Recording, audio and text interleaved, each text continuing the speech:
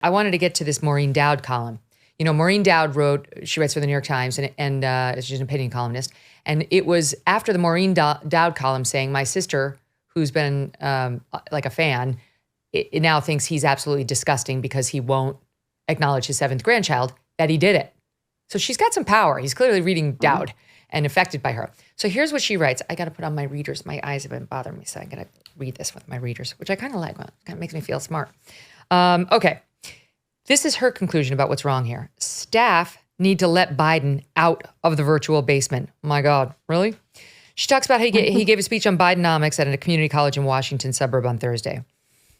He remarked that he wished he could do something, but I'll get in real trouble if I do that.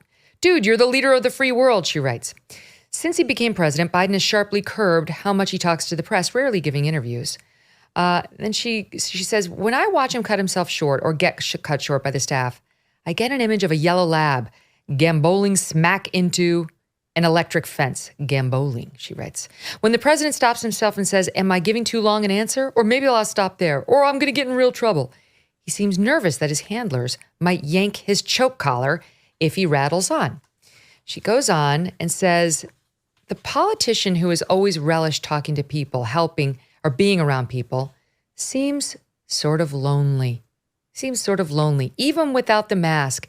It's as though he's still hidden away. He seems more timid, more cloistered.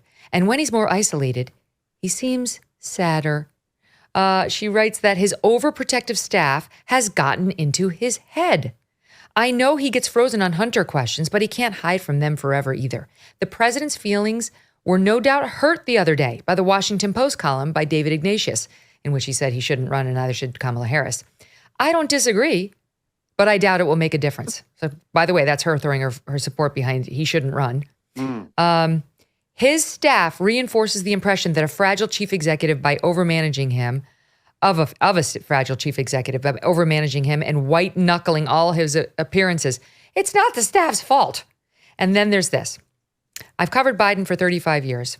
He has always been a babble merchant, prone to exaggeration and telling stories too good to be true, saying inexplicably wacky things. So when he acts like this now, it shouldn't be attributed just to aging. Certainly he has slowed down, but his staff has exacerbated the problem by trying too hard to keep him in check. Americans know who Uncle Joe is, quirks and all, slower and all. Let them decide. Biden needs to start looking like he's in command. His staff is going to have to roll with him and take some risks and stop jerking the reins. Let Joe out of the virtual basement. What do you make of that assessment of this problem and the proposed solution? Well, I think that if anyone has an idea of the full extent of Biden's limitations, it will be his staff. These are the people he's dealing with on a daily basis. These are the people who have to brief him, prepare him for his speeches, his visits. And I think the warning sign isn't he just has a bunch of control freaks in the White House.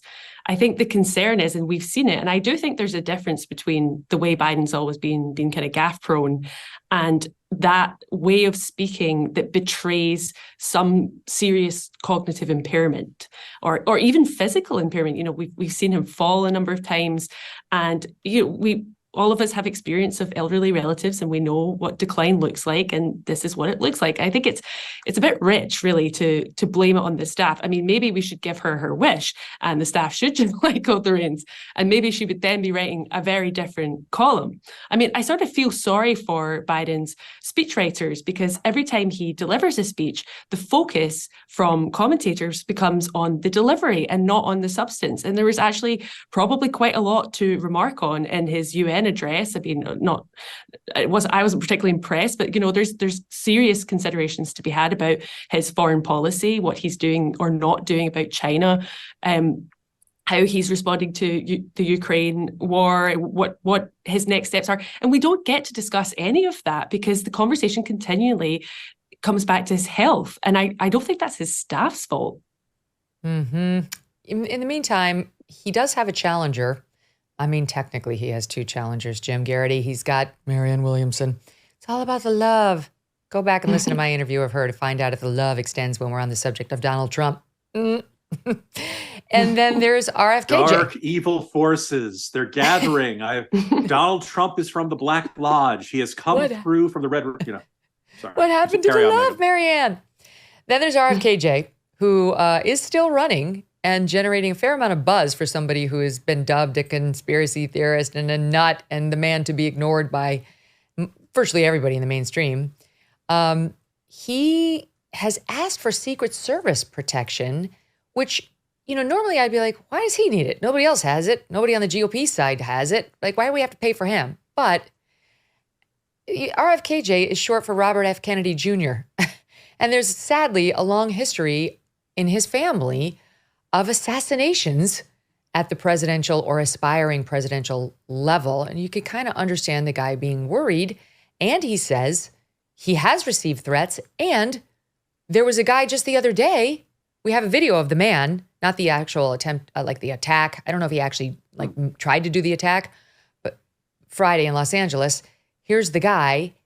Now, I will say this, RFKJ has got Gavin DeBecker's firm protecting him, and you could do no worse. I mean, no better. You could do no better. I love Gavin DeBecker.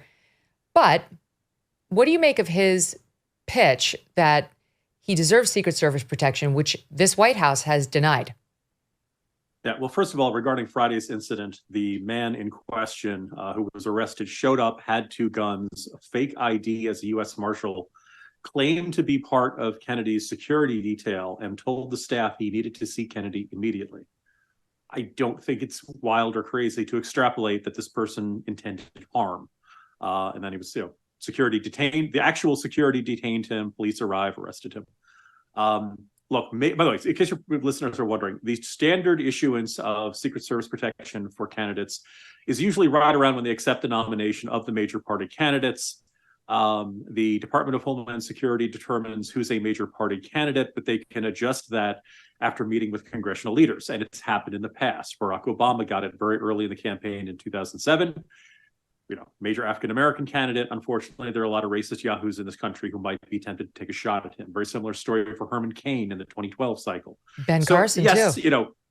They can make exceptions, and this seems like an entirely reasonable exception. Because as you alluded to, this country has a really bad habit of trying to assassinate people named Kennedy. And then the second problem is, even if you thought, this is exaggerated or everybody gets hate mailed, I think the incident on Friday makes it very clear. I just want to ask the country, how many armed men do we want to come near someone named Robert F. Kennedy at a campaign event in Los Angeles? Because we're up to 2. And I think that's plenty. I think it's entirely reasonable to say, look, the Robert F. Look, is there an expense involved? Yes. But if Robert F. Kennedy Jr., God forbid, something ever happens to him, can you imagine the backlash of knowing that the Biden administration and leaders in Congress chose not to provide Secret Service protection? Can you imagine how many conspiracy theories that would set off? Can you imagine, in the end, one person in the Democratic Party has authority over whether another person in the Democratic Party primary gets Secret Service protection after an incident like this? It looks really bad. And just kind of alluding to what Maddy said earlier, and that just a few moments ago, Joe Biden, keeps there's no upside to this. If he could say, give RFK Jr. protection, I think he'd get some praise for it. I think everybody would say, yes, this is a good idea. Biden keeps finding himself in these bad situations that are entirely of his own making. And regarding his whole aging and energy level in the Maureen Dowd column, look, Biden doesn't do morning events before 10 a.m. People have noticed this. People have written about this. If you want to dispel that, you would start doing events before 10 a.m. He hasn't. The most reasonable conclusion from that is that he can't. And it's very similar with late night events, and it's very similar with events on weekends, that he needs lots of downtime to recharge, and he cannot maintain anything resembling the normal presidential schedule or the normal schedule of a presidential candidate. Junk science. That's what the doctor called many of those fruit and vegetable supplements on the market. Junk science because they use extracts of common produce department fruits and vegetables with very few health benefits. But I want to tell you about Field of Greens. Field of Greens is different. They use whole organic fruit and vegetable, not a watered down supplement. And it's backed by a better health promise, which I'm going to tell you about. Each ingredient in Field of Greens was scientifically chosen to support vital organs like heart, lungs, and kidney health. Others support your immune system, blood pressure, metabolism, and healthy weight loss. Their better health promise is simple. the next time you're at the doctor for a checkup, if the doctor does not say you're looking healthier than before, you get your money back. That's a deal for you right there. So let me get you started with 15% off. Visit fieldofgreens.com. Use my promo code MK at fieldofgreens.com. Hey, thanks so much for watching. If you like what you just saw, hit the subscribe button for more clips and full episodes.